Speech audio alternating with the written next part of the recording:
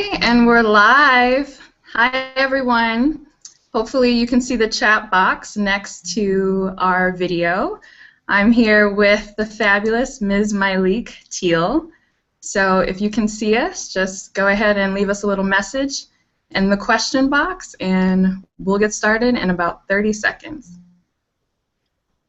I just put up the chat. Is the chat thing supposed to be on the side? Yeah, there's two. One chat is between you and I that only we can see, and there's another one that says Q&A, and that's where the audience that's the group chat. Yeah, can give us Okay, I think I'm loading that now. Okay, good. So I can see that. Yep. Okay. Yep. So I'm just waiting for viewers to trickle in. This is pretty typical in the beginning. People are like, wait, how do I do this? Do I push play? And, you know, so right. Right now it's showing that we don't have anybody on, so I'm trying to wait until we get the first few in. Let me post something. Yeah. I'm like, let me.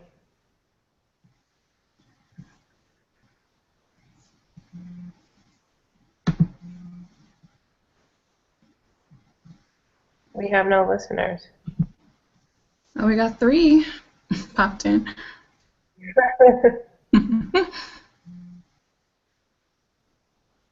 Let me see. Let me see. Okay. Oh, 34. See, if you tweet it out, it happens, basically. Uh-oh. Let's see. Yeah. Okay. So do you see the Q&A on the side? People are saying that they're here?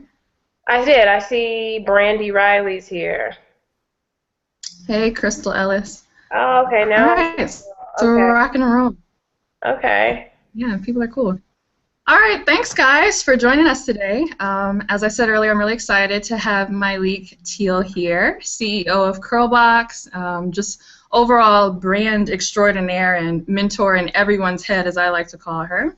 And today she was gracious enough to allow me to ask her some questions on you all's behalf so that we can kind of pick her brain for a little bit and figure out what we need to do this year in order to make 2015 an amazing year. So I've dubbed this the life haul because a lot of interviews that I've seen tend to go on a more superficial level with wanting to know how important people have gotten to be where they are and to be successful, but I really want to dig deep and maybe start with the beginning of your journey, Myleik, to hear where you started and then how you got to where you are today, and then maybe some tips and lessons that we can glean from that in order to get to where we want to go. So is that okay with you? That totally works.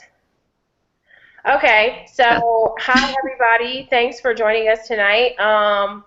Like I mentioned to Courtney, I am sans makeup because I had to work all day today and I'm going to the gym in the morning, so forgive me in advance for not looking so fabulous. But a lot of people have asked me about my story, and I think that, you know, I don't know how many young black women grew up, but I grew up with very young parents. And my parents were, I mean, they did the best that they could, but I think at a very young age I knew that I would always I would look at people that had things that I didn't have and always ask, what do they do? Like, what do they do? And every time I found out what people did, it was always like they were a master of something, or they were a specialist. They were, you know, a particular kind of surgeon, or they specialized in something. And so I was like, okay, I have got to figure out how to really drill into what I know how to do and not be afraid or ashamed to do the things that I like. So some of the things that I liked growing up was I loved music videos, I love photography, I love models, I love fashion, I love hair, and I'm 35 years old, and over the course of that time, I've done a little bit of everything, and so I'm now in a place that I'm able to combine my love for all of these things and call it a product and be able to sell it. So I don't know if that was helpful, but I mean, that was like the short answer to a really long story. Yeah, no, that's super helpful because I know a lot of the questions I'm sure you've been reading before we got on where I think we have a lot of multi-passionate women on the line, and they're like, yeah, oh my goodness, I want to do this and I want to do that, and they're not sure how to combine all that. So in your case, when you were just getting started, did you always know that you would create a life and career for yourself that melded all these things, or did you ever have a kind of crisis about your own creativity, thinking that you had to choose one thing? Well, for me, I knew that I didn't know that I was going to be here, but I knew, excuse me, that I knew that I would be successful. I knew that. Like I knew that I would become successful at something. And because of that, I think that I just I just constantly tried to get around people that were winning. Mm-hmm. So I worked for the person who handled the PR for American Idol. I mean, if you don't learn how to launch something from that person, then you'll never learn anything. So I worked for that person for almost 2 years. I worked for tattoo drummer Travis Barker, and Travis Barker used to be a trash man. And when I tell you that this man hustled, like he hustled. I moved to Atlanta and I met one of the Real Housewives of Atlanta in the second season, Kim Zolciak, and she grinds. Like people can say what they want to say about her, but by being around her, I kind of picked up around. I I worked for Lincoln Park, and in all of these places, I was just trying to figure out what's the common denominator. How are these people successful? Because they're all just people. They're just humans, like me. But what are they doing? And that's where I learned the sort of like by any means necessary, make it happen. There's no like stop making excuses.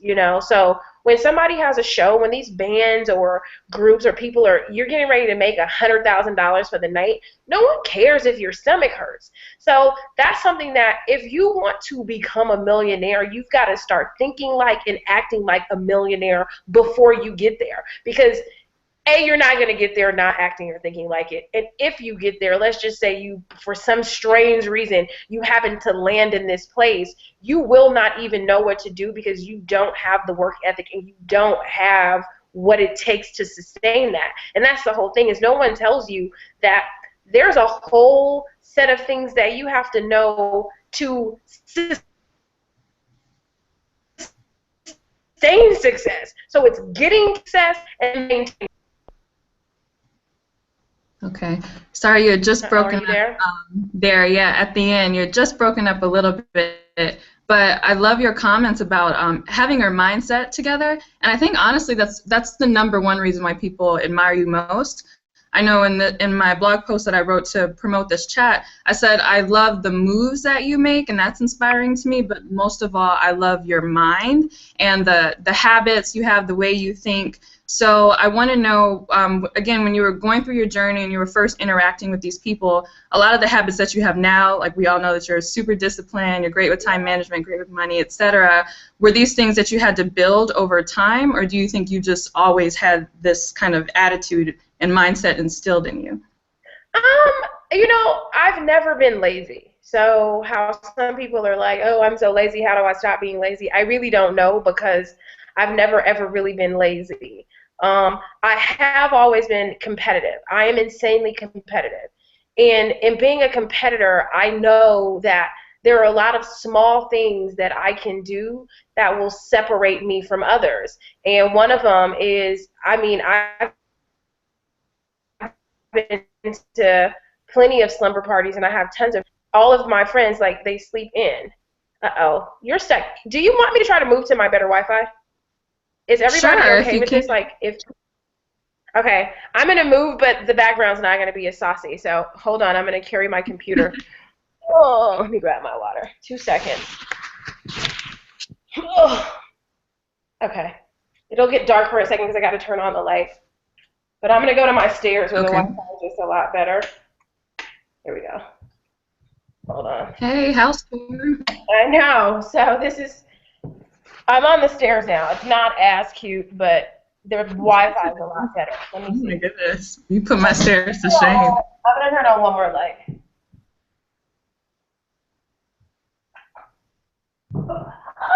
Okay. Let's see. That should be better.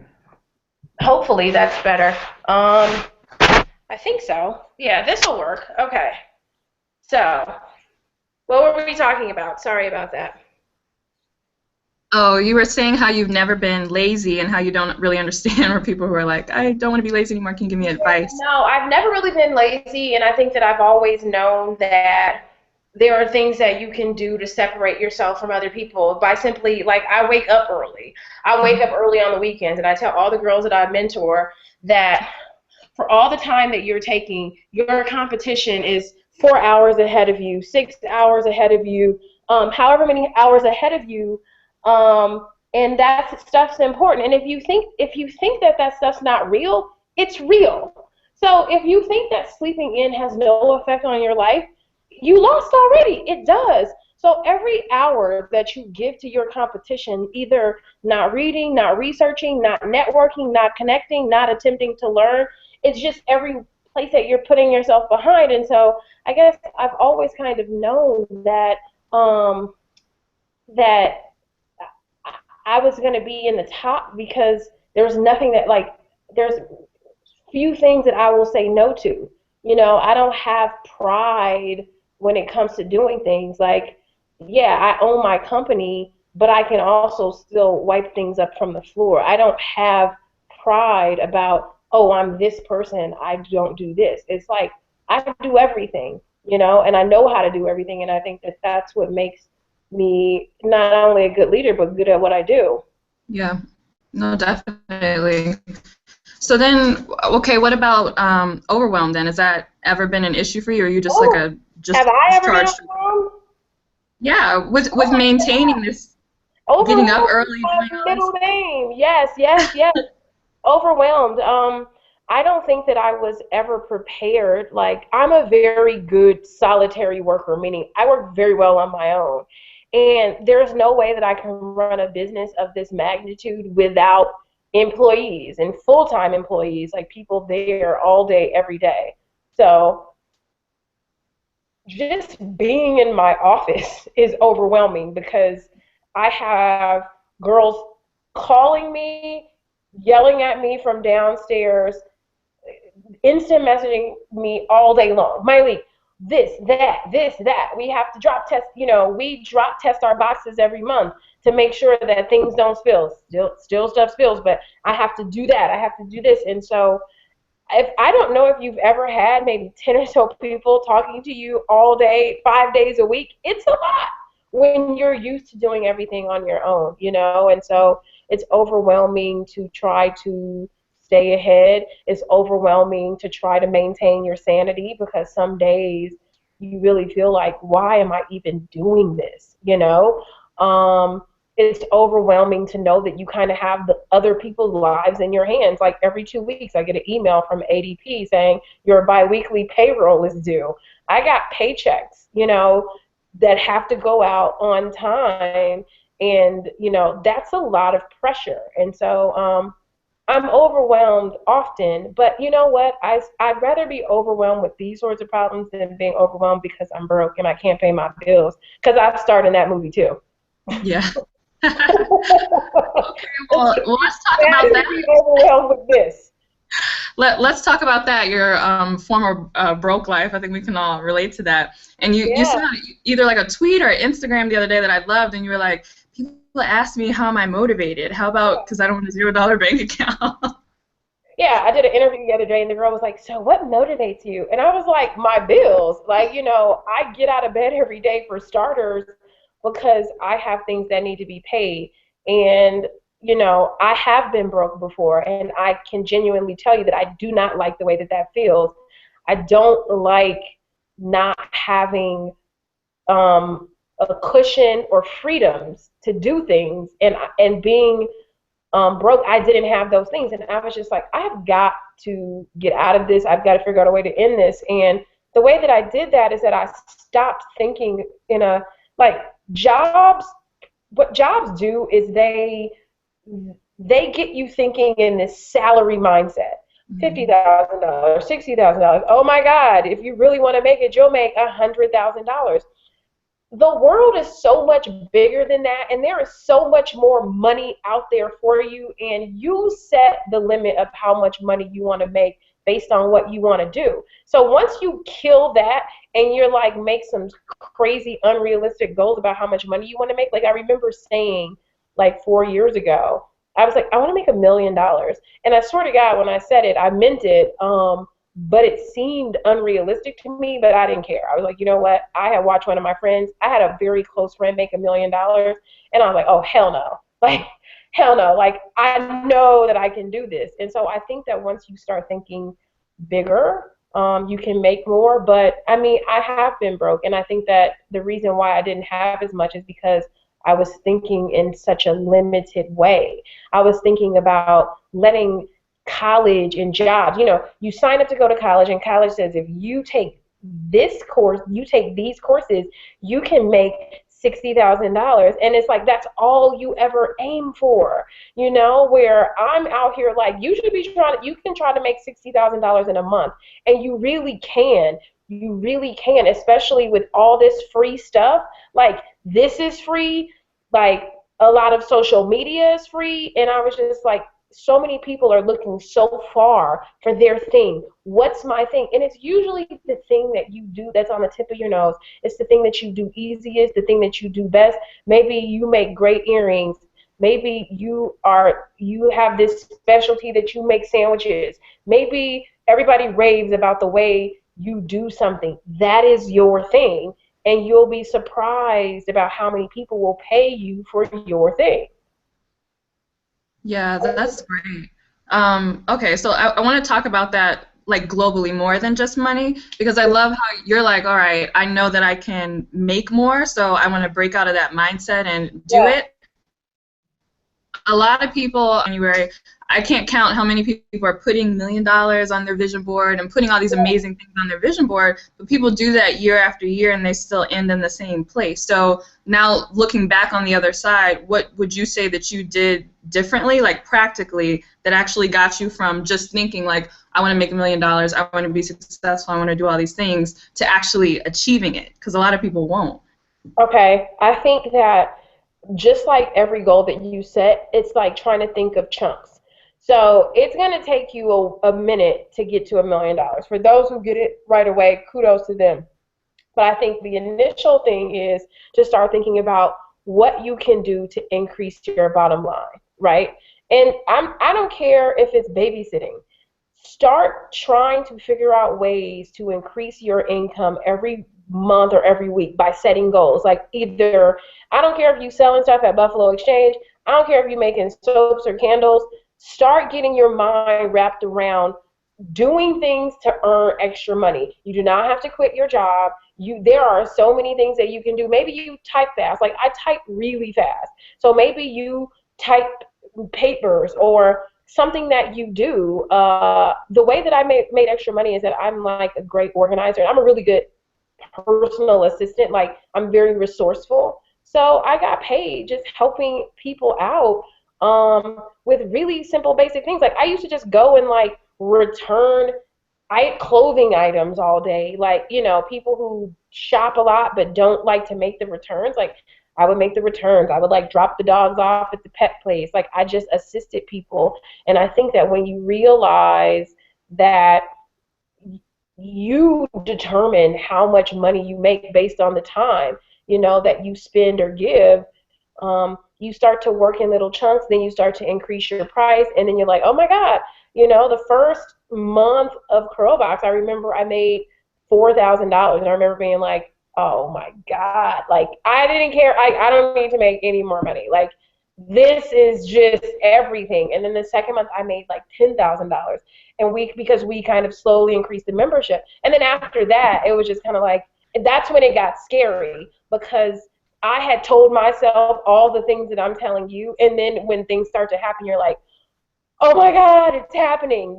But I think you just think about starting small, increasing your bottom line by the hundreds and then by the thousands, and then you'll be surprised. Like, that's the thing about money. It attracts more money. People will be looking at you like, oh my God, what do you do? What is that? Oh, and then everybody wants to be a part of that thing, or a part of something that's looking like it's already going. That's amazing. Thank you for saying that. Personally, saying that, especially that like starting small, because it's really hard when you're watching people online, and especially with Instagram, everybody's showboating. Uh-oh. and show your PR and believe that if you're gonna start out, like, you have to start out gangbusters and like you making $1 gazillion already, otherwise you're not successful. So I think a lot of people have been looking at those opportunities all along, dog walking, babysitting, etc., but have been reluctant to pursue them because they feel like it's not going to take me anywhere because everybody else is doing these amazing things, so I need to do that out the gate. So to hear that you started that way, that's like crazy inspiring. Yeah, So yeah. I really Learning love how to that. code. Yeah, totally. For sure. Okay.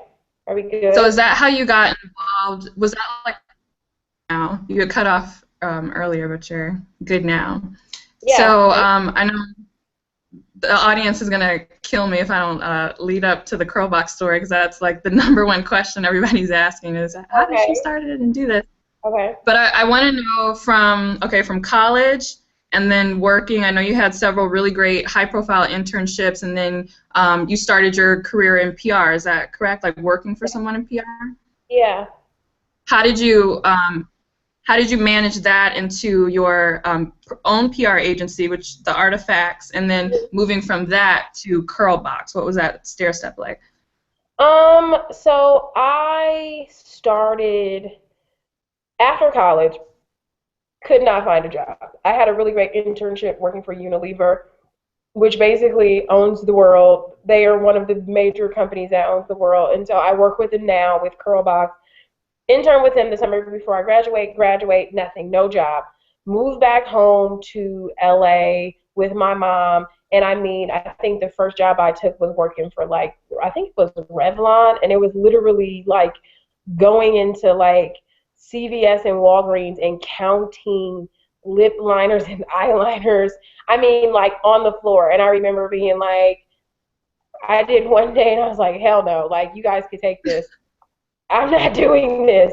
So I went back home and I was still in my bedroom at my mom's, and I was watching the news. I just like this. I had the news on the TV behind me, and I heard about this Grammy gifting suite, Grammy gift bag, and like find out what kind of lip gloss Beyonce is wearing. And I remember swiveling around and watching the segment. And at the end of the segment, the guy who owned the company was like, um, yeah, and if they flashed his website. Like his name was Lash Fairy and his company was Distinctive Assets. They flashed the website and I sent an email and I was just like, this is who I am. I just saw you on the news. I sent over some of the projects that I had done because I worked for the Calvin Klein team at Unilever, and I was just like, you need me, but all professional, but like very very sharp, and they emailed me back that day and said, we don't have any jobs, but we'd love to meet you.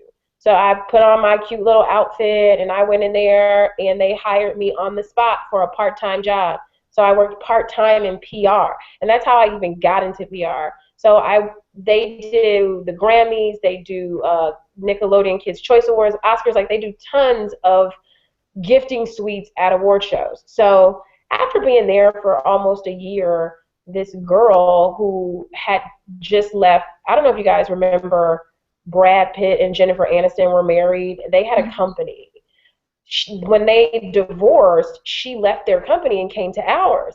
So she was like, you are so good, like you don't need to be here. You need to be like working at one of these big agencies in Hollywood. And I was like, I mean, I'm a black girl from Englewood. How do I even know? And so come to find out there's this underground job list in the industry. So in Hollywood, the Sonys, the Warner Brothers, all the movies, everything that you see and you go to the website and there's like no jobs, there's an underground job list that you have to know somebody that knows somebody to get. So even when you get it, they take off everybody's names, and like she printed it out for me. Like I couldn't even see who it came from. So every day she printed out, and I would go in there and I would just apply for jobs. And I went to Warner Brothers, I went to Sony, I went to Disney, and they all turned me down.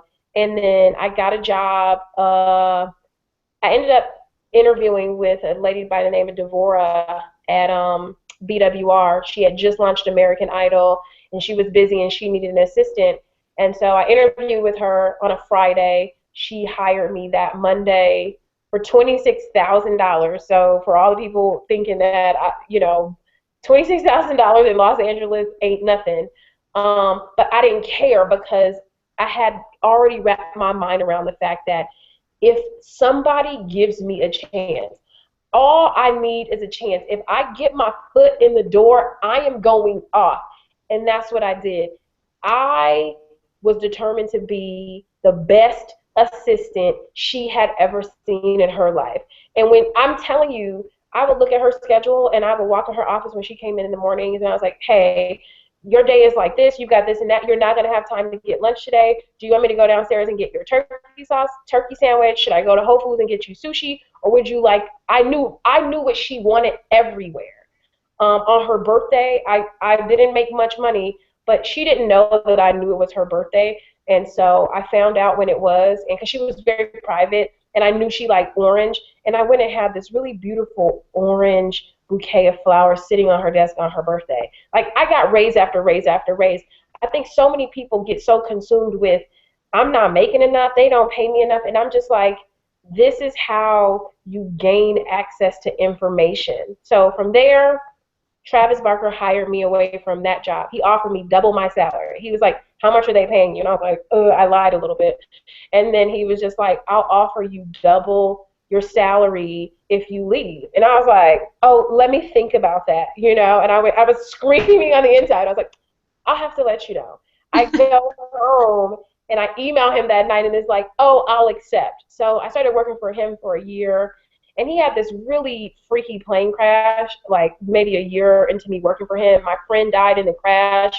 And that was really the moment that I was just like, what am I doing?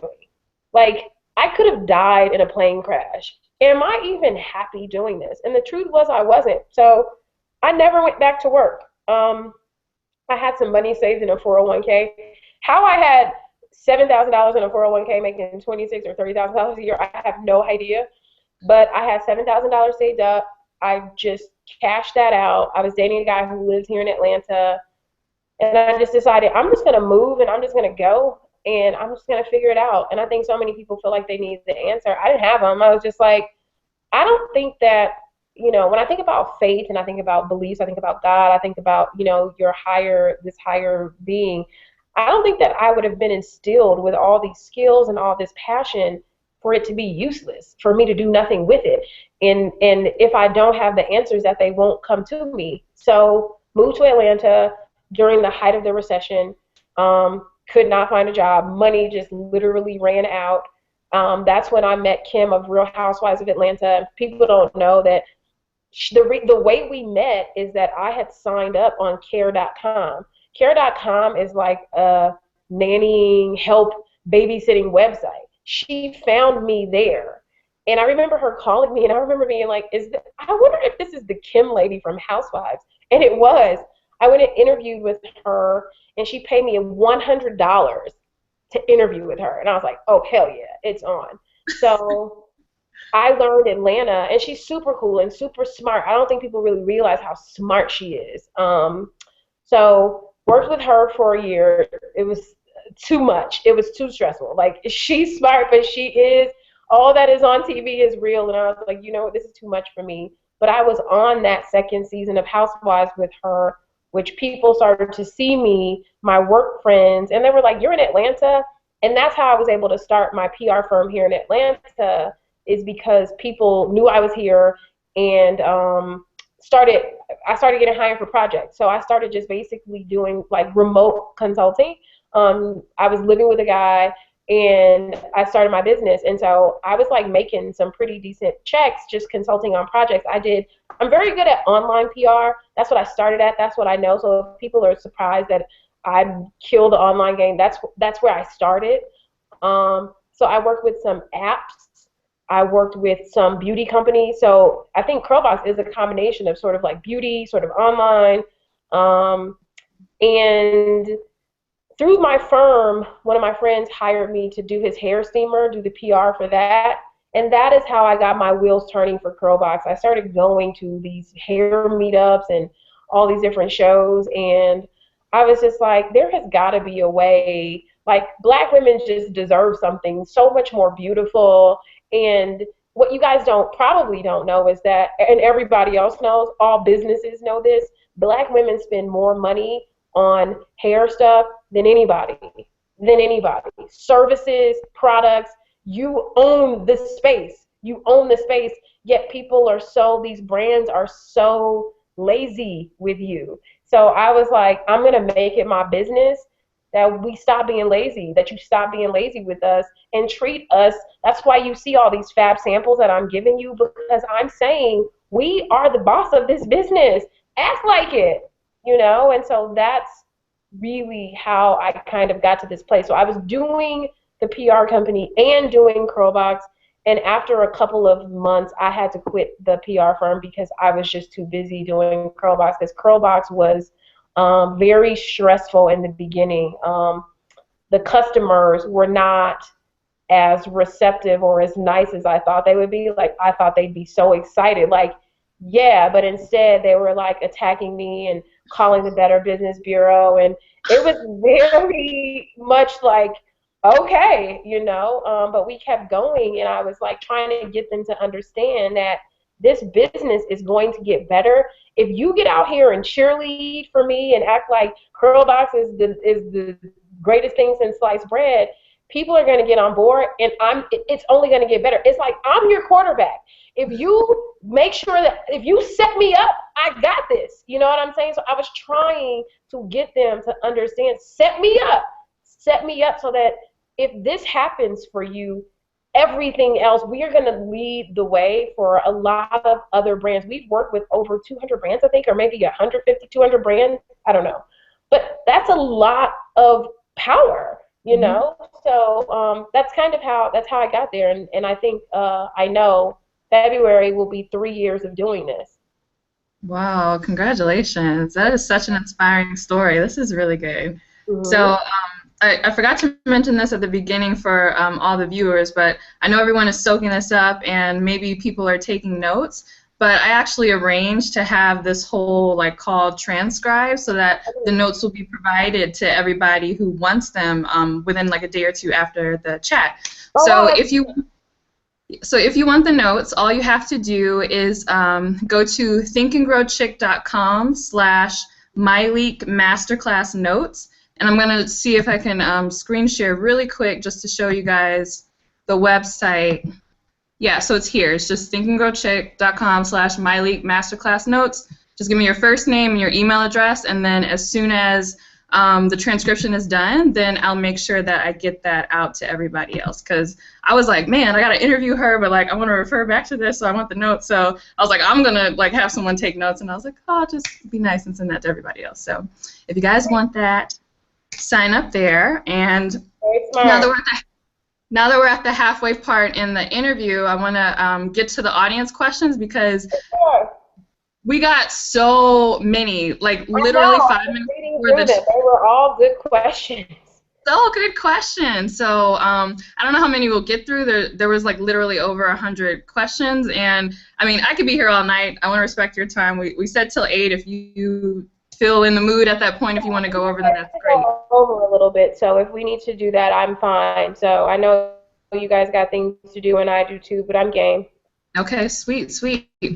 All right, so I think it's a good segue since you had just ended on how you were kind of the Cliff Notes versions of how you got to Curlbox. We had several questions from people asking your advice on starting a business, especially if you don't have a lot of resources and capital.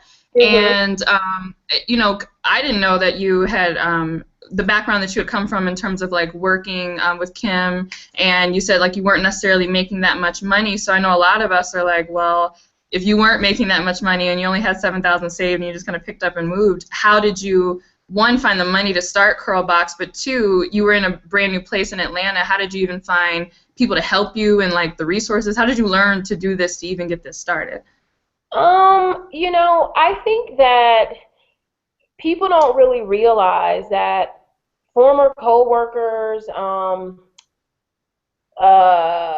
college classmates, those are resources, and you have to do a good job of maintaining relationships. I think that so many people move on from things, and they don't stay in touch with people. They never call anybody. They sort of stare at their Facebook pages. They never say hello.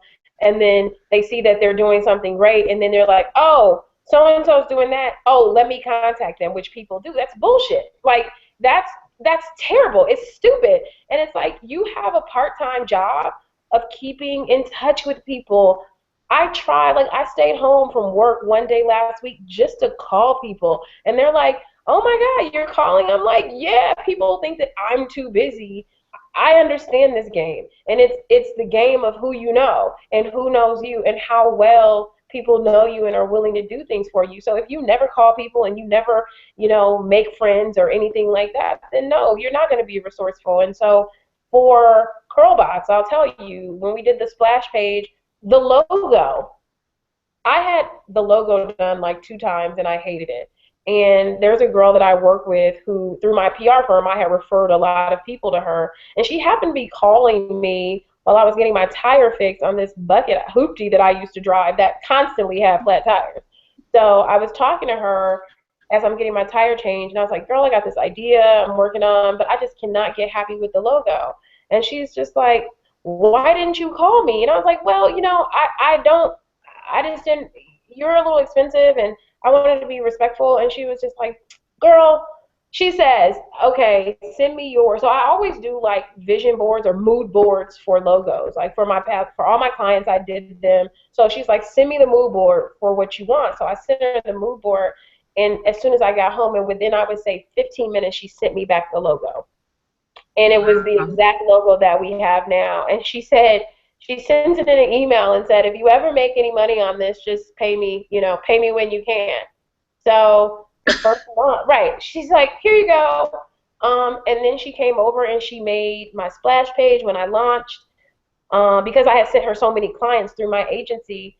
And then my college classmate produces music videos. His name is Danny. I forget his last name, but he does a lot of like Kendrick Lamar, Janae Aiko, all these music videos, and he took some pictures of he had like Karuchi, Chris Brown's girlfriend, and some other girls, and he gave me those pictures to use on my site. So I think that people are thinking they need all this money. You're gonna need a few coins, which is why I think you need to stop eating out for a minute. You need to buy cheap wine. You need to entertain yourself at home. You need to wear your clothes that you have, because I'm telling you, $100, $200, all that stuff starts to add up. That's how you're going to buy your site. That's how you're going to be able to pay some people to get access to some things that, you got to have a little bit of cash to do that. So I think everyone's just like, you should always be saving money. I get on everybody in my office about saving money, and my accountant comes in the office and I'm like, tell them why they need to be saving money. And the main thing is if you're not saving money for no other reason than to not have to put up with people's shit, not your boss, not your boyfriend, nobody. So that's why I want to have my own money. I want to have my own money, and I save my money so that if something happens and somebody says you got to go, this is over, goodbye Curlbox, I'm like, okay. Now, it doesn't mean my feelings won't be hurt, but I am financially prepared for every step of my life. So if I have to move on, I move on. So I think that people should be saving for no other reason to have some freedom. You can do it, even with low income. Really good. That kind of then goes into another popular question I saw with the audience is everyone was asking about balance. And so you're saying when you're first starting up, there kind of is no balance, at least in your financial life in terms of going out and doing what you want to do.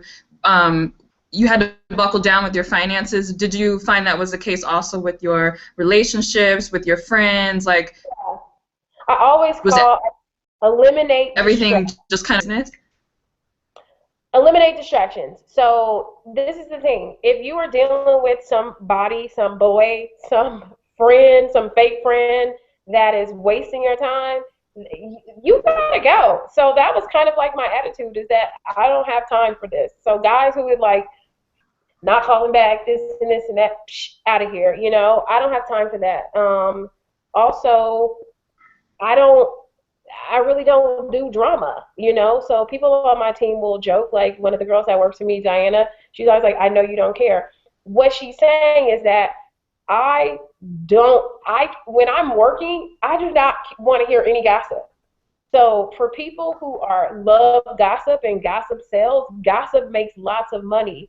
But gossip, unless you have a gossip magazine or a gossip blog, gossip does not make you any money. So I hate gossip while I'm working. I don't care. So if you call me to gossip while I'm trying to get my money, I'm like, I don't care. Like they'll be like, oh my God, did you know so and so? I'm like, I don't care. Sorry, I don't care.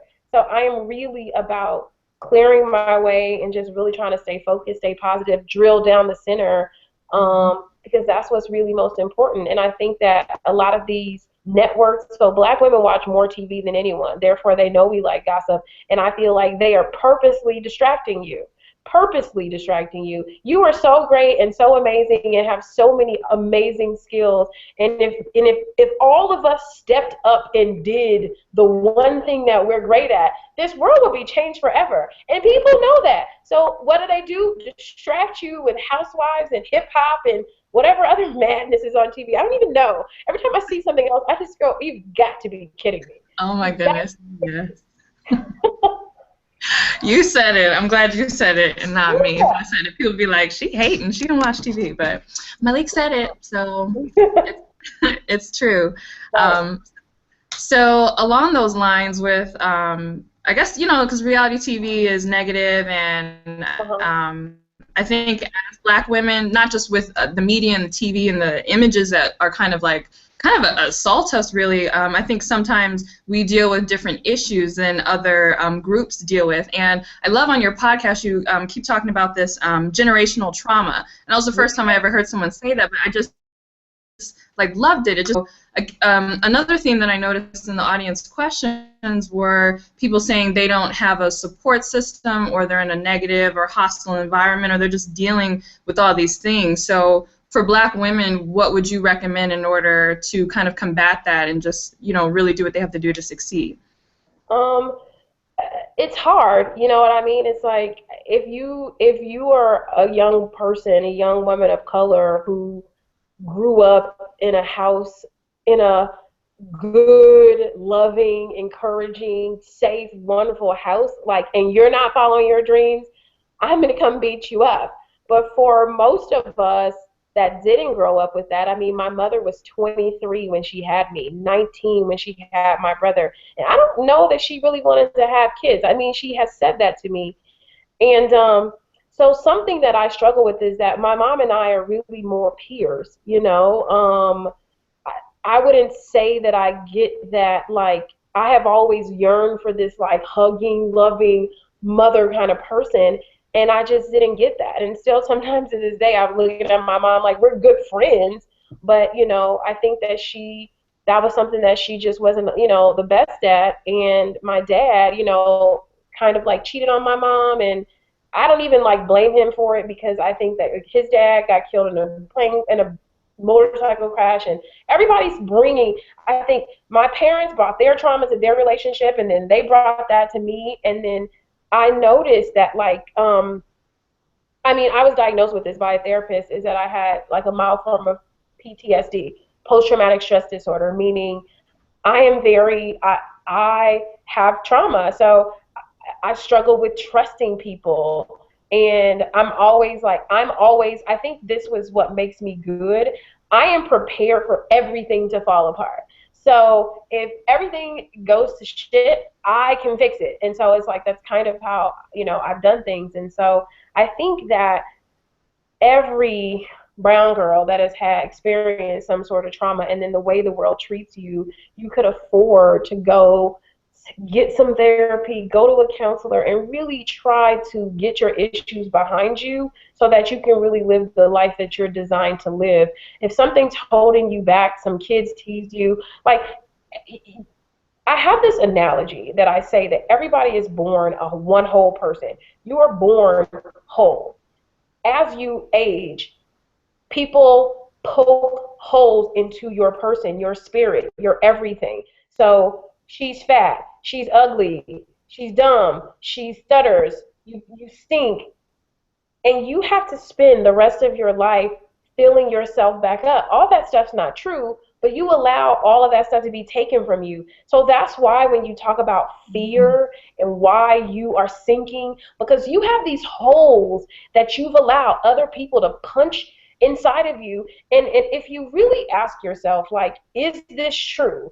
Everything that everybody has said about you, is this true? And fill yourself back up so that you can float to the top and really stop being afraid. There is no reason for you not to try to do what you want to do.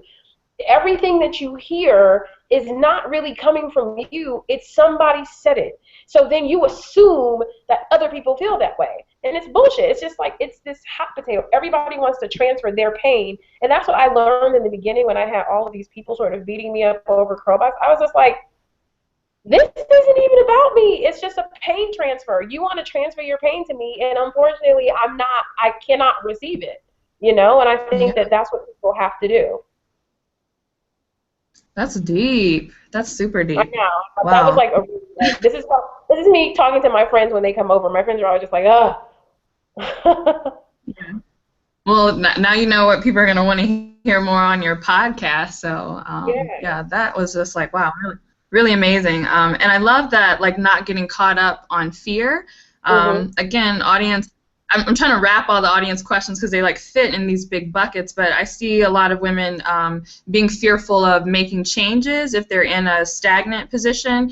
Mhm. There were a lot of questions about, I'm in a certain position, I don't like it anymore, I want to do something else or move somewhere else, but I'm scared because, this is that good job, and mama said, I should not have a paycheck, or dad said, like, how could Right. you leave that good job, or Mhm. even age thing. And this is so funny, too, because we have a diverse group here watching, and there are 20 and 21-year-olds and 22 and 23-year-olds who are saying young to go after my dream, and then we have women that are a little older, maybe in their early 40s, and they're like, I'm a single mom, and I feel like my time has passed. I'm too old to go after what I want to do. So that kind of weird fear where no one feels like they're capable of doing what they want to do. Right. How would you address that?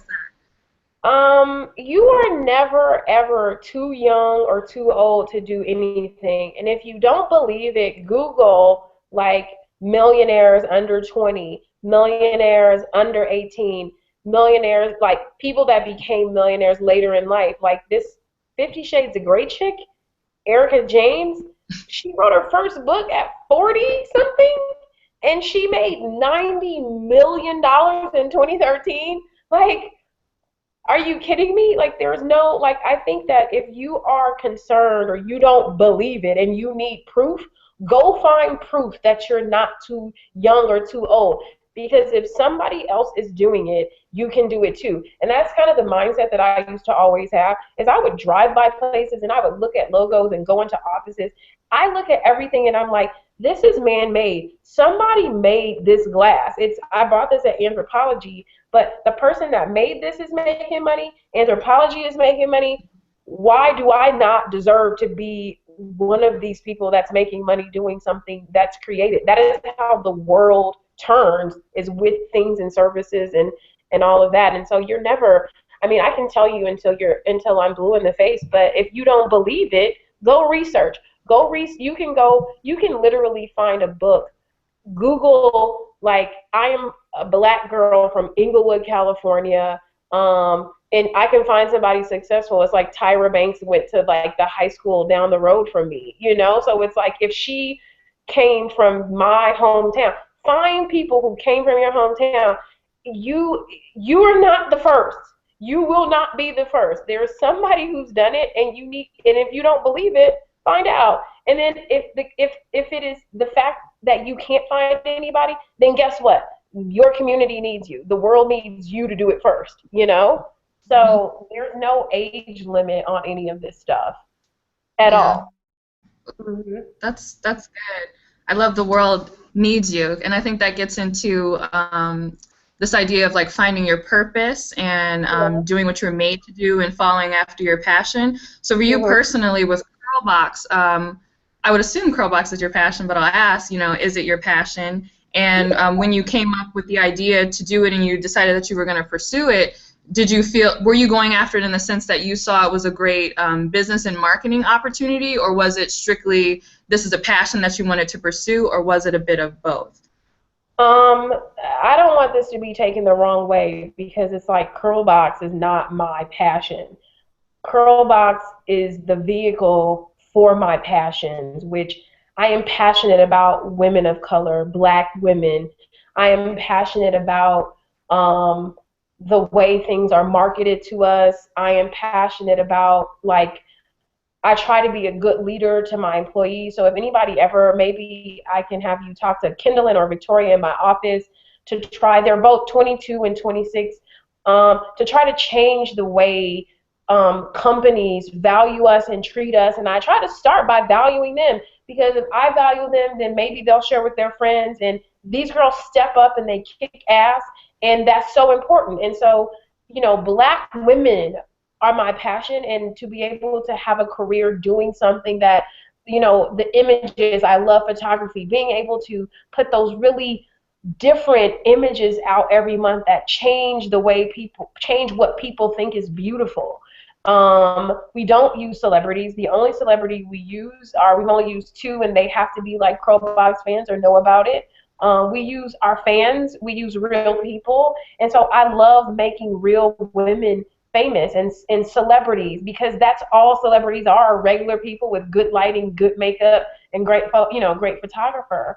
And then I felt like I'm passionate about your pocketbook. I'm passionate about your bank account, because I feel like I want you to have more money, and I'm trying to help you have more money by changing the way you can shop for products. You do not need to spend tons and tons of money, and I'm trying to help you do that. And so I think that Curlbox has been so awesome because I am passionate about all those different things, and this one box allows me to kind of get my passion out. I'm very serious about this, and so when I'm talking to companies and I'm talking about every product that you see, every way that you see it, I don't let people just give me anything. Meaning from photos, every piece that goes into my monthly process has to be excellent. And if you don't do it in the way that I believe that this kind of woman deserves it, then you need to go. Because it's like, I feel like if I show you what you deserve, you will then become what you deserve and act like what you deserve. And it starts here. It's like, I'm worthy. And once I convince you that you're worthy, you'll be unstoppable. And so that is what I'm passionate about. And Curlbox allows me to do that. That is super deep, and I want to stick here and talk about this more because I think a lot of the questions were centered on I don't know what I should do, or this thing that I'm in, I'm not passionate about it, so I want to get out of it. But it sounds like you're saying you almost had like a transcendent passion, or like a meta passion, and you were just looking for a vehicle that allowed you to do it. So how can we as women who are passionate about a multitude of things, how do you suggest someone find their vehicle that allows them to do ultimately what they're passionate about? Understand this. I don't care what you do in your passion. Work is work. So that's why when I said I love being able to go to a job every day that I like, but it's still work and it's hard.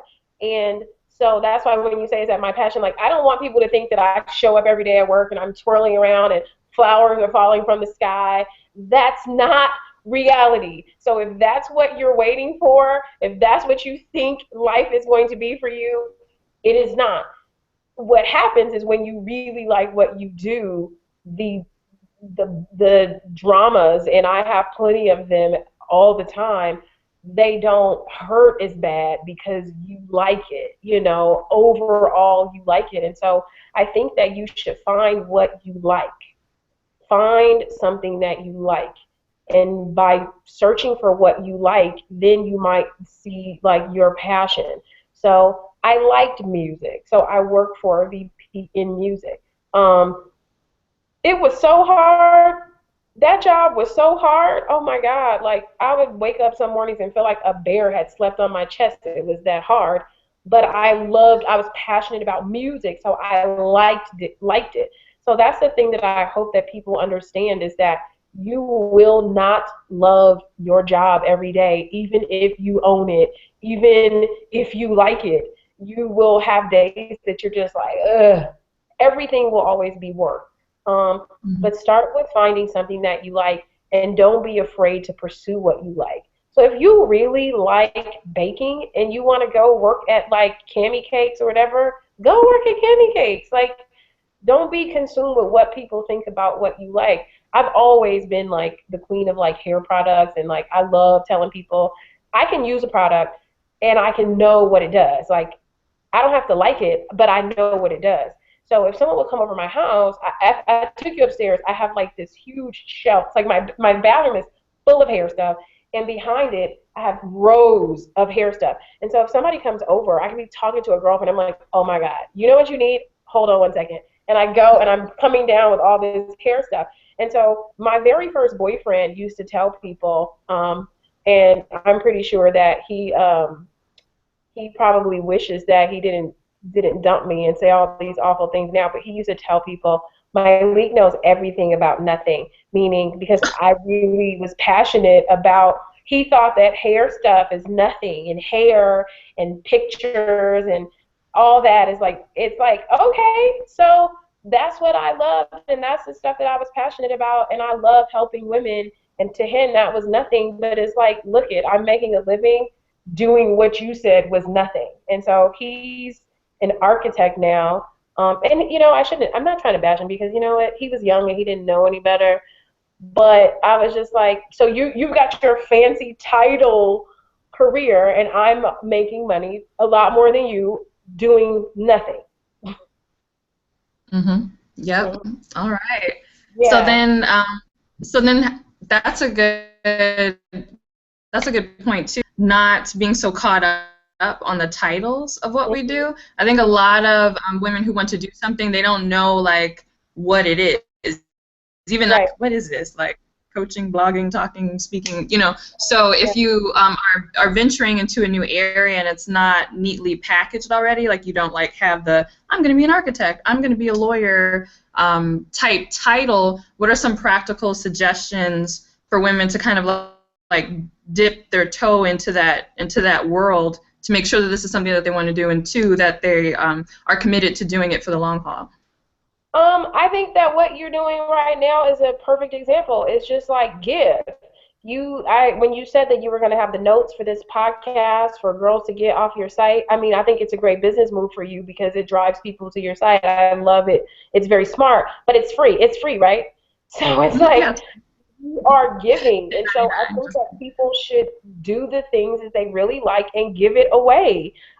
We are so afraid to give things away. Like, I'm doing this interview with you guys, telling you all this stuff for free. It's not going to kill me to do it for free. I've been doing podcasts since 2011. So I've been giving away free business info for all that time. And so, what did that do for me in the long run? It built credibility. So when I did start Curlbox, I've been doing this forever, and I just put on my Instagram that I have like a goal setting journal coming out, and it's like, why can I now charge for that? Because I've given you so much free stuff. Like, I never forgot this. Drake put out the best free album. Remember, it was just like, what was his first mixtape? Like, I know you know it, but it was so good. Um, and when he put out a real album, I remember saying, I'm buying it. I'm buying it because he gave me something so good for free. And I think that people have to think about that now. Think about some things that you really love doing for free. Do you really love styling your girlfriends for free? Do you really love cooking and having people over? Do you just baking and having people experience things? Whatever, making bracelets, whatever it is, just do it. Do it and don't think about the money. It's going to come. When you start giving, the money starts chasing you. I'm telling you, if you just put yourself out there, you will be like, money will run you down. If you are so busy trying to count this and all this, then you're in trouble. Just start giving it. Just start doing it. And if you don't know what your passion is, go volunteer somewhere. Go look at some other people.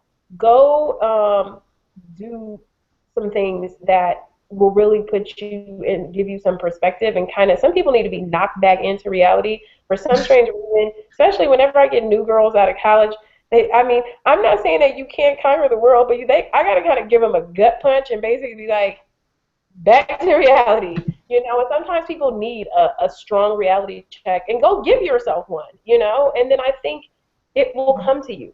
And sometimes it takes time. Like I tell my assistant all the time, I tell her, I go, whenever you figure out what it is you want to do, you got it. Like, you have what it takes. So don't be in a rush. Like, let it come to you, and just keep working with and pursuing relationships with people that are living the kind of life that you want to live and doing some of the things you want to do, and you can start to see their steps, and they will help you navigate. Mm-hmm. That's good. Well, speaking of free, since we're right at 8 o'clock, I want to take just a quick break and announce the winner for the giveaway. Oh, so nice. I didn't realize that I would get like 100 questions and 100 people RSVPing, but just so everyone knows, I put everybody's name in a spreadsheet and just assigned a number, and then random.org produces the number. So hopefully they saw in the description, but I'm giving away a workbook that I just recently published called Get What You Want, The Ultimate Guide to Figuring Out and Getting What You Want in Life. And it's just a really cool activity book where you can kind of do different activities to figure out what it is you want and then create a plan in order to get that. So the winner of this workbook is number 36, which is J Bar. So J DeBar. So I'm gonna message you on Google Plus, or if you want, you can email me at Courtney@thinkandgrochick.com, and then I'll make sure that I get this workbook to you. And then the second giveaway is I asked everyone who is based in the Atlanta area. I'm going to be there next weekend. Launch Your Life, which is a business and life strategy workshop for women entrepreneurs. It's going to be really fun. A lot of the same exercises that are done in here, just kind of goal setting and coming up with marketing plans.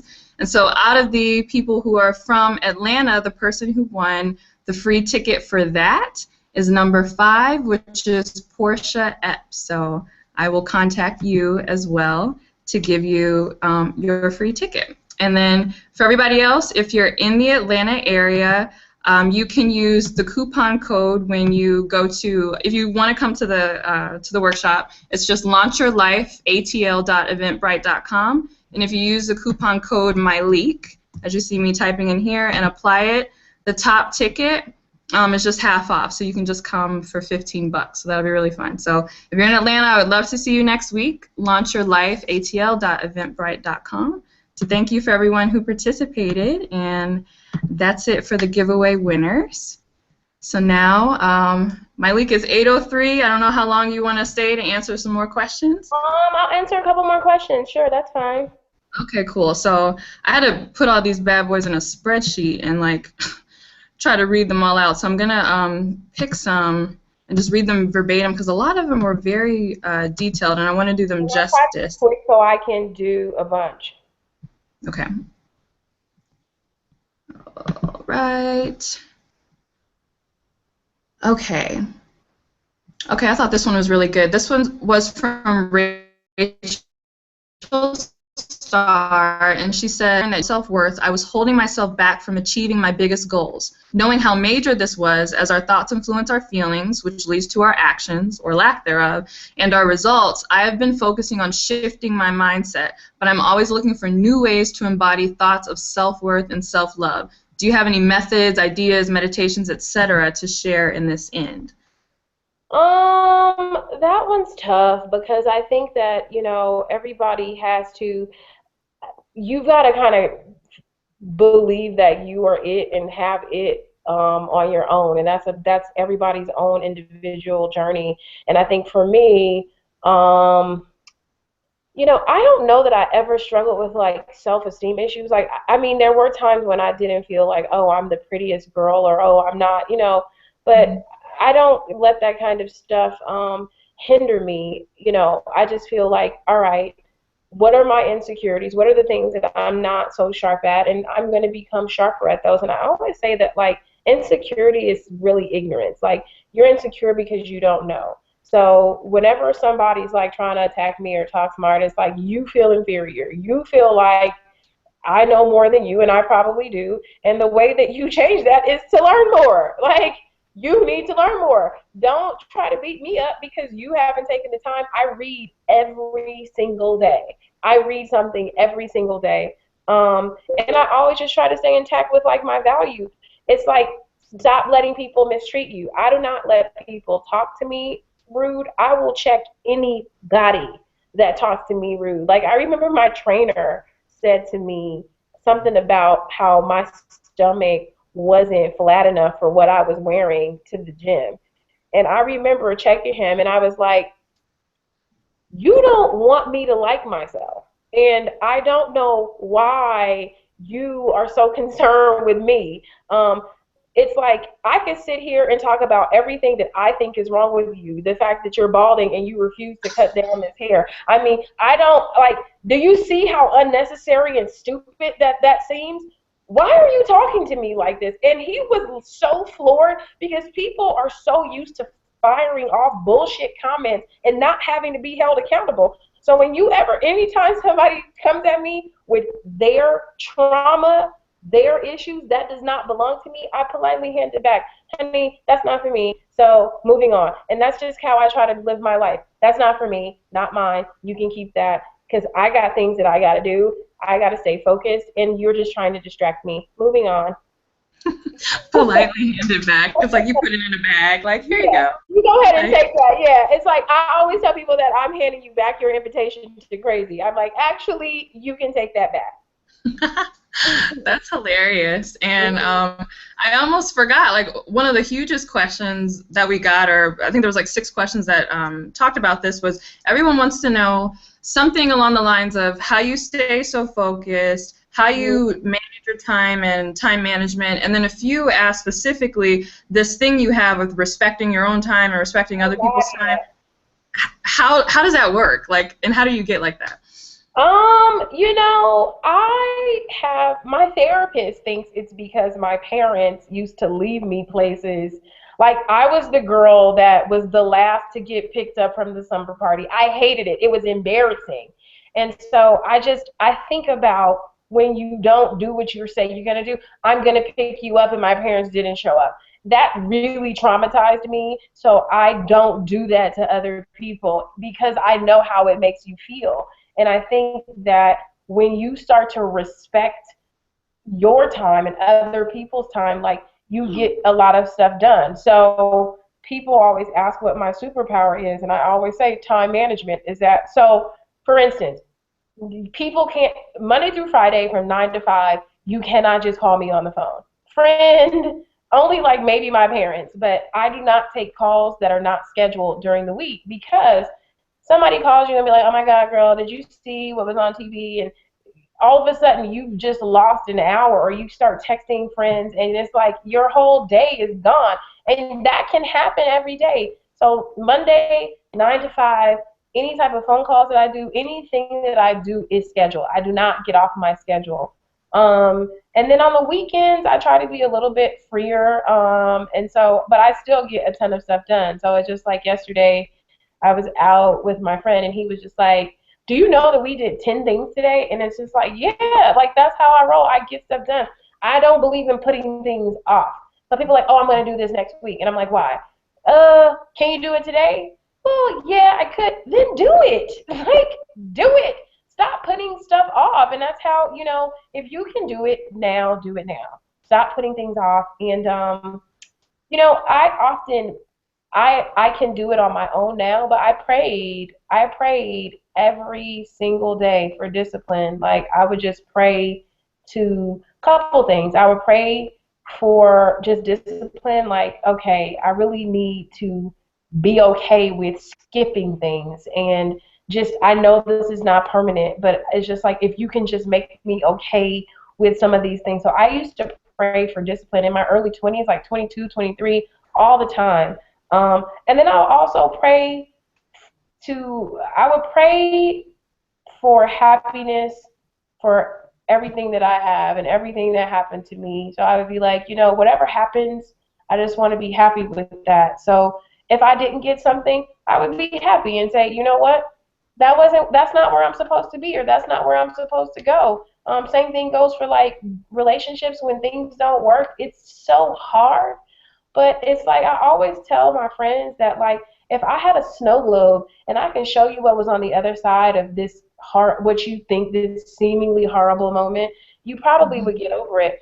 Curlbox is the result of a breakup. Like the guy that I was living with broke up with me, put me out, and I was just like, you know what? I'm just gonna hustle, put my head down, and never give anybody an opportunity to do that to me again. So it's like I'm not living with you. I'm not living with no guys. Nobody's putting me out. I remember when I bought a can opener, I was just like, oh my God. But taking all these horrible moments and learning from them, you know, if something happens to you, always be thankful for the lesson. Even when something bad happens to me, I go, thank you. Mm-hmm. Because I learned, thank you.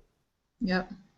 I think you even said in one of your podcasts, like, you wake up and you just thank God for just waking you up in the morning because, you didn't open your eyes on your own. I think. No, no, you didn't do that on your own. You say thank you. Like when you open your eyes, you have everything to be thankful for.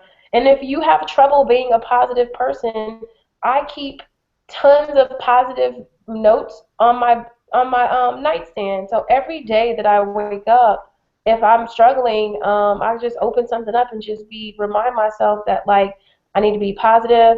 That's the only way. Like having a positive attitude is just how you're gonna win, because it's like when that curveball hits you, because it hits all of us. I always say, you know, you don't want to be the girl that gets punched in the gut and then you like, ugh, you know, if you could take a punch and it's just like, okay, like people punch me and I'm like, what's next? Like, bring it. I'm not phased, you know, and that's you get that when you just can be like, you can't bring me down. You like, you know, it's like, come on, bring it. Yeah. So inspiring, Myleik. Okay. So it's almost not fair because I feel like you've had a lot of this instilled in you from the beginning. And I know a lot of us are like, okay, but like, what's something I can do to grow in that? So especially that this attitude you have of like not people pleasing and just being okay with Yeah. yourself. Are there any tips or strategies for someone who's like, I want to get there, but I'm not there yet? Like, do I fake it? Do I make it? What do I do? You can do some baking, but I think that you should do the work to become better. You know what I mean? Like you really have to do what it takes. And I mean, I'm telling you that whether or not someone likes you has nothing to do with you. When you really process that, there is nothing you can do about that. Just like get over it. Like, you know, there are lots of people that don't like me. And one of the main reasons is that they don't like me because I like me, which is crazy. Like, people want me to not like myself. Like, it's so funny. Like, sometimes people will ask me, how am I so confident and I'm brown? I'm like, am I not? So I'm not supposed to be confident because you don't think that I look like I should be confident? Like, are you kidding me? And so it's all in people's minds. And I just, you know, I think that I just made that decision for myself and I just decided that no matter what, I was going to be okay with me. Because, you know, when I had a close friend die like that, and it's like, and you think about the things that people probably regret when they die. So that was the reason why I spent the 401k money. Is I was like, what if I don't even live to spend it? You know, I think that we all seem to think that we are immortal. We are not.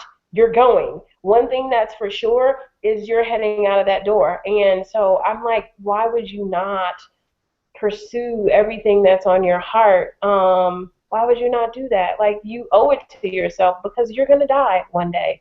And Mhm. you I used to be afraid of death, and it wasn't until I started living my life like fully in pursuing my passion that I just lost the fear. I was just like, oh, so that's what happens when you really start to live. You're not so afraid to die because you're getting things done. You're knocking stuff out, and you're just like, oh, okay, I get it. I get it. That's beautiful. Yeah. I can't wait until those notes are finished That was so I can good. read them. Anybody Then I know have everyone else. a good question? I see some of these ones on the side. Let me see. See any that you want to jump in there and answer? Um, I'm trying to. I don't really see that many. I see like more quotes and like aha moments, and so if you have some of the questions, I will. Okay, let me pull up my Someone that says trusty spreadsheet. self-care. Someone says, "What does self-care look like for you, Myleik?" Um, Self-care for me is just stopping and taking breaks and not feeling bad about it. So sometimes I will work myself to I worked all day today, and this is work for me because this enhances my personal brand and this and that. But self care for me, I'm going to the gym in the morning. I hate going to the gym, by the way, but I go because I know that like my heart needs it, my body needs it, and like your brain needs the exercise. So I will work out even though I don't like to. But I got new workout clothes. So that's how I stay motivated is I buy new outfits. So I got a couple on sale. I got some workout outfits. So I will be motivated for at least 2 more weeks with that. I also try to self care for me is really just like setting boundaries with people, like people try to like what do you call this, bulldoze my life, like, oh, I need this, oh, can you do that, oh, when everybody thinks you have it or you seem happy, everybody wants to try to take a chunk of that. And so I just am like, no, people will ask me things, I'm like, no, are you sure? I'm sure the answer is no. That's self-care for me, and that goes for my parents, that goes for close friends, is that I don't let them do that. And I also, I try to I date, that self care for me, having someone or being around someone that reminds me that I'm human. That when you take away all this work stuff and all the employees, somebody who just sees you for who you are, and really is just like, let's do this or I make time for that too. So that's self care for me. Um, Let me see. I'm looking down the side of some of these. A lot of them are just really great quotes from this. What are your Yeah, top three daily rituals? Erica Brown, what are your top that's a good one. three daily rituals? I love taking baths. I love taking baths. Like I probably take a bath every single day when I can. So I mean, like literally, and I like put all this stuff in there. Like I love the sake rice bath. I love baths. Like that's usually after a long day. I typically take a bath. I like to have a candle lit while I'm working, which I don't really understand what that's all about, but for some strange reason, it's like, oh my God, I have run out and bought candles because I feel like I can't work without the candle lit for some strange reason.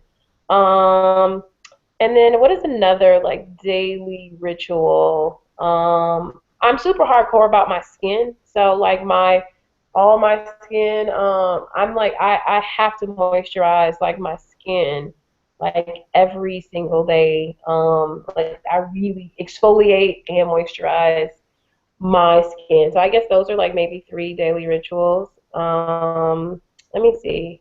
Someone says, with not a lot of hair experience, how did you find your niche in that market? Um, I think that I had experience where it mattered. I market hair products at the end of the day. So I have a ton of marketing experience. And then as a black woman who's obsessed with hair and products, I mean, who's to say that I'm not experienced? I think that a lot of companies that work with me like my approach and they like the fact that I have heart. Like, even if some campaigns don't come off right or we don't nail it like we think we should or we don't do the best job, companies come back and work with me time and time again because I have heart and I have good ideas. I have new ideas, you know? Someone says, hi, Myleik, how do you create a seamless customer experience? What are important things to be aware of as a business owner in regards to your customer? You know, I don't do customer service because sometimes the customer service is not nice. Like, nobody ever is writing you to say, I love your service. It's usually to like beat you up, and I'm not good at that. But I do have two women that run the customer service, and they do a phenomenal job. And I give them, everybody that does customer service has like $100 to play with, meaning that if they can handle any issue, is they do not need my permission up to $100. So they know that they can solve problems. We always just try to make sure that we are keeping our customers happy. And so everybody's not going to like every box, but the things that we are responsible for, we are responsible for getting to you. We're responsible for any damages. And we try to fix those right away because I really don't like for customers to have a bad experience. I want for you to get your box. I want for it to be like it's supposed to. And if it's not, we fix it right away. So I hope that helps. And if you are wondering what you can do about that, read the Zappos book. Like, if anybody out there is trying to figure out how to like handle customers, Tony Hsieh's Zappos book is the answer. Um, Tia Hendricks says, if you had to choose one book that helped propel your passion for reading and drive for success, what would that book be? I'm going to tell you, I hate when people ask me that question because there's no one book. There's no one book. Like, I think every time people go, what are your top 3 books? What are your top 5 books? There's not one book. There are so many books that have helped me. So I don't have it.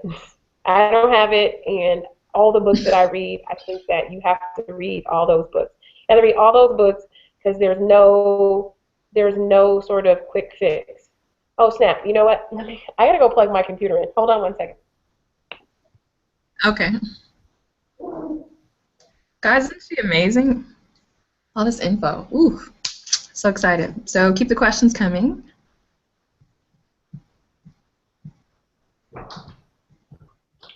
Okay. I would have gotten into some trouble. Here we go. I'm hoping it doesn't go off. I just noticed it was out. Okay, I'm good. Um. Okay. Alrighty. I don't know that I. Are there? Do you want to ask me one of these questions? Yeah, let me go on the actual Google Plus page where people were leaving things. Because some of them were like really deep and specific to people's personal situation.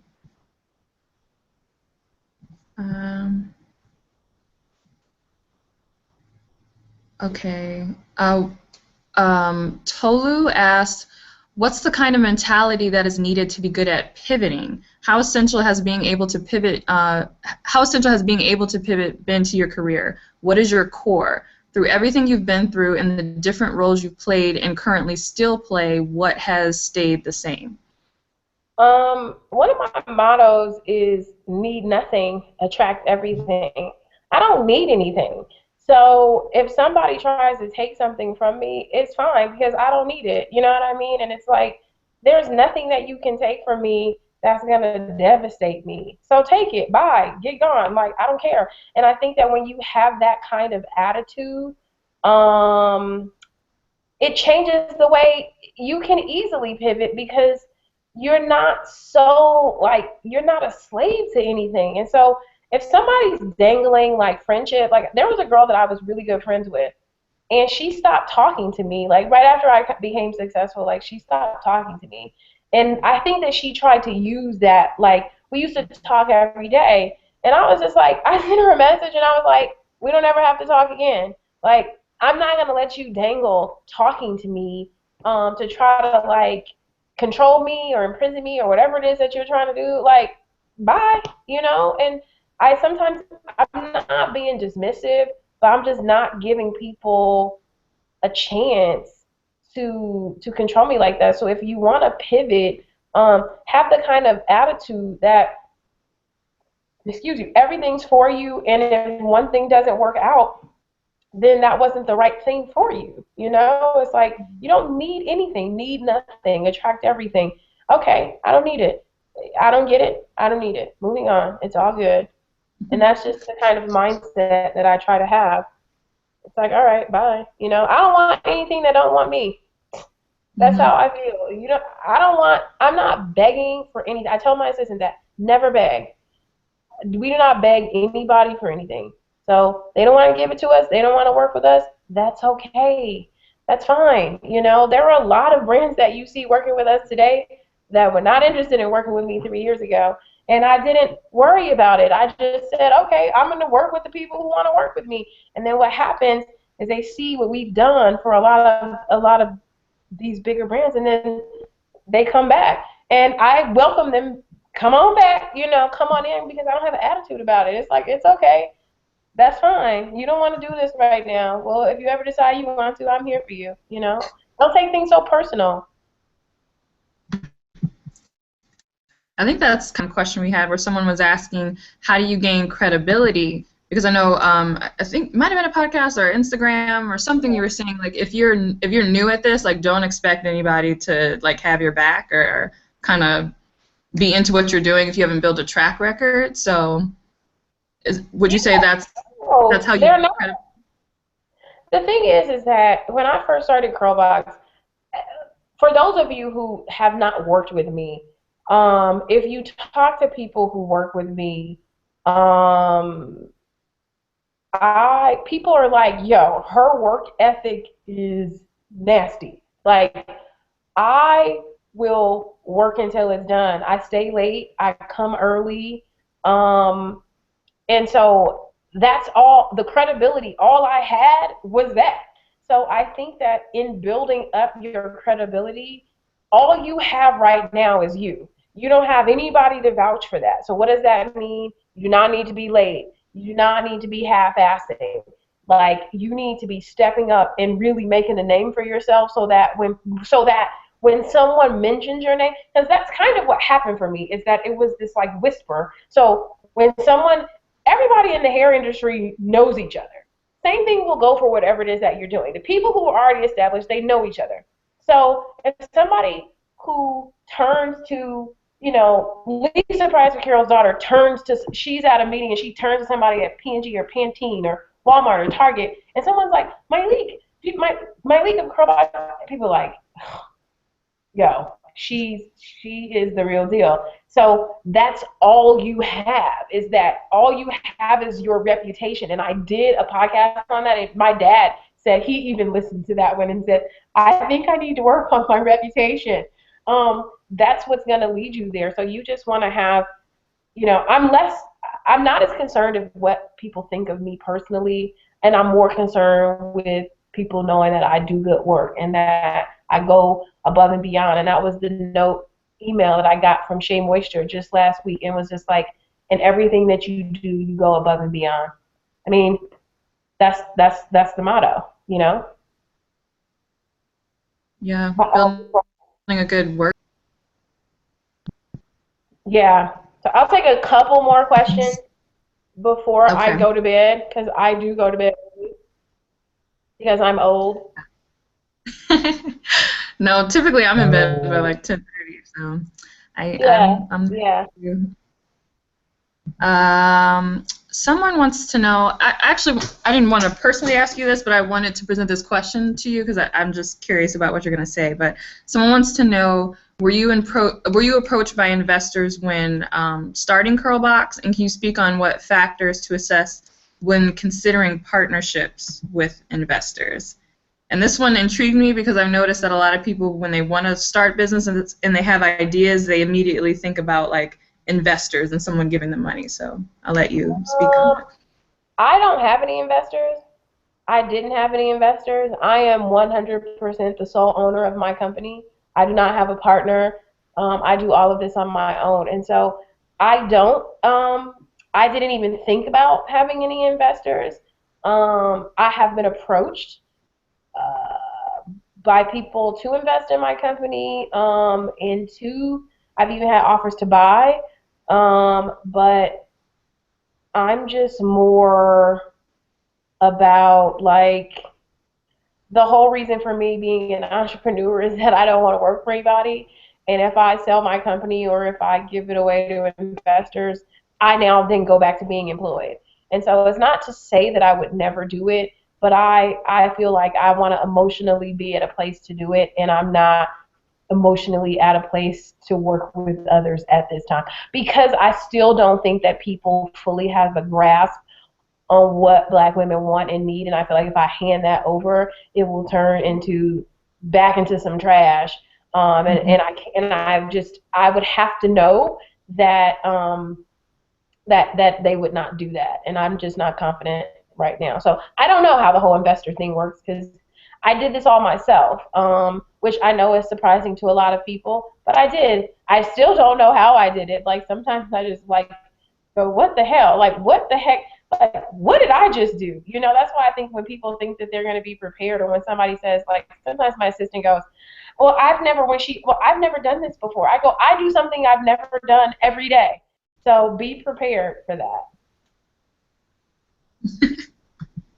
So that leads into another question I saw earlier from, I'm trying to see if I can find it to say it verbatim, but it was from Honeybee Natural Magazine, and they wanted to know the transition, how you went from quote-unquote small business to bigger business. Like, what does that transition and journey look like? And were there some things that you did to kind of nudge the process along into getting Curlbox from an idea and a little brand to a big brand?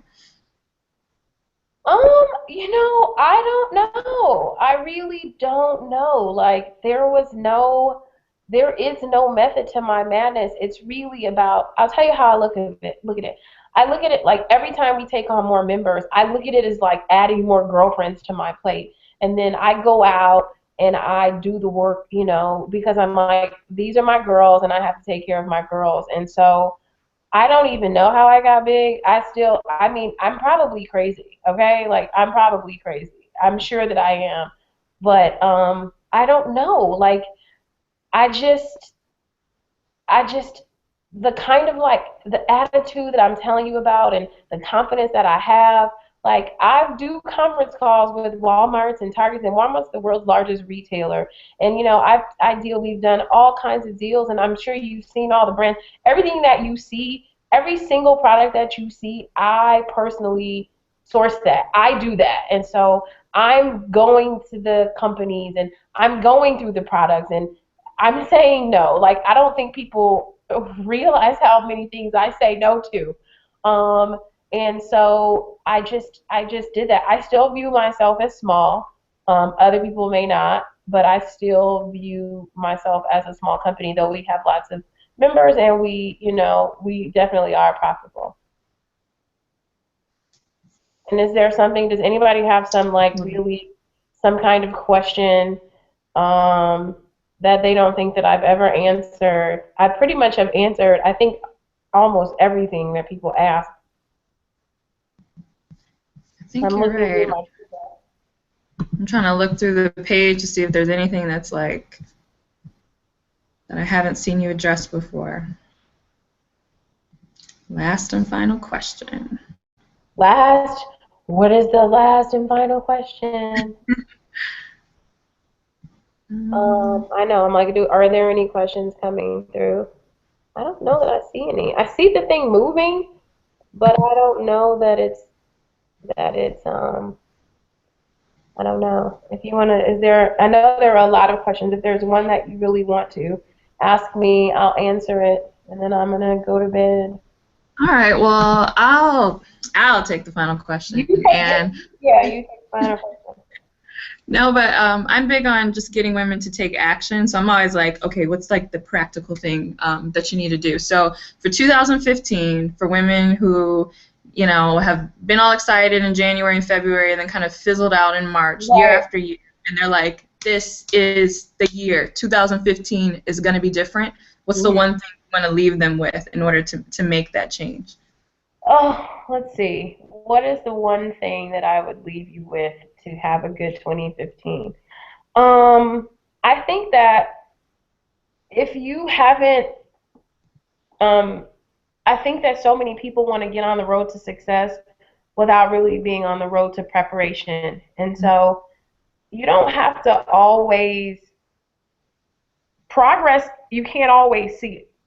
So I think that a lot of people think that they aren't doing anything because they're not making all this money today, or they didn't get a new car, or other people can't see your success. But if you are taking the time to fill in those gaps or those holes that I talked about, and maybe it's like, maybe you don't really know how to talk. You know what I mean? Like maybe you are insecure about the fact that you don't really speak that well. Work on that. Go to Toastmasters, get some books, go take a class, work on that. Um, if you really don't have your look together, because let's face it, like that is the first bit of nonverbal communication, what you look like. And if you don't really, your style is not together, take some time and look at some of these blogs, and you can even go into some of these stores and have these people help you pull together outfits and really work on your look. Um, Whatever you are deficient, if you do not have good table manners or etiquette, go take a class. All of this stuff is inexpensive. So don't beat yourself up if you don't think you see the success. Sometimes it may take you several years to prepare, you know? And so last year, I didn't make any resolutions or goals. I was like, I'm just going to relax. You know, I'm going to still do my work and work hard, but I'm not going to allow myself to. I always push myself. 2014 was the year of Myleik not pushing yourself. Every time people would be like, so what's next for you? What are you going to do? And I'm like, I don't know. And I don't want to think about it, and I don't have to. So maybe that's the kind of year that's also leading to your success. You have to take a break from some of this. So that's kind of like, you know, what I would leave you with is to work on your deficiencies. And I did it. I still do it. I go to therapy. I really just want to be a better person, and really just do more to give back. And so I know that everybody thinks that it's so cliche to say be of service, but you really should be of service, and you will never. I have never worried about money. Like, I have never worried about how I'm going to take care of myself, because I've always been in the giving spirit. And so people have always stepped in and taken care of me. Like, I could tell you all the houses that foreclosed, that I rented a house that was foreclosed, and the lady around the corner let me move into the place the next week, like it was Thanksgiving. Like, I have experienced some of the worst things, but by being a giver, the universe sort of just like lifts me up and picks me up. And so I think that's important, and I think that we have to continue to support each other. It really saddens me when I'm on Instagram and I see you talking horrible, criticizing, saying awful things, because words, what you say about anything or anybody is what you say about yourself. So if you take your words and you put it on a boomerang and you swung it back, so everything you say, I don't like this, she sucks, I hate this. Imagine all that stuff coming back, and what that's going to teach you to do is to be positive. When you think about everything that I say or comes out of my mouth is swinging back to me, it will change the way that you treat yourself. If you're treating other people bad, you've got to be treating yourself 500 times worse. So that's why when people are trying to hurt me, I'm like, your life is certainly worse than, you can't hurt me, but I can only imagine the way you're hurting yourself. So I think that those are the most important things. And I really thank you for putting this together. For those of you that don't know, Courtney did a blog post on my podcast, and I read it, and I thought it was very cool. And so I called her, and I think she thought that I wanted something from her, and I didn't. I just was like, I really did dig what you did, and I would like to do something for you and give back to you, because I think that that's important. That's how we have to do things. So I appreciate you for listening to my podcast. As always, you can always ask me questions on my Ask FM. I see a lot of you have tweeted me tonight, and when I get off, I'm gonna try to tweet a bunch of you back. So I appreciate that. And I just thank you guys for supporting me. And I can't do this. I'm not silly. I can't do this without the support of others. So I thank you very much all the time. for giving me a chance. You know, without you giving me a chance to show the world what I can do, I would have never been able to do it. So I'm extremely grateful. I'm extremely grateful. That was awesome. Thank you so much. This was just fabulous. So Awesome.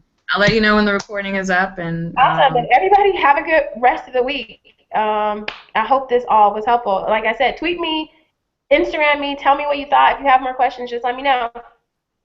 have a good night. Thanks again. Bye, guys. Bye, everyone.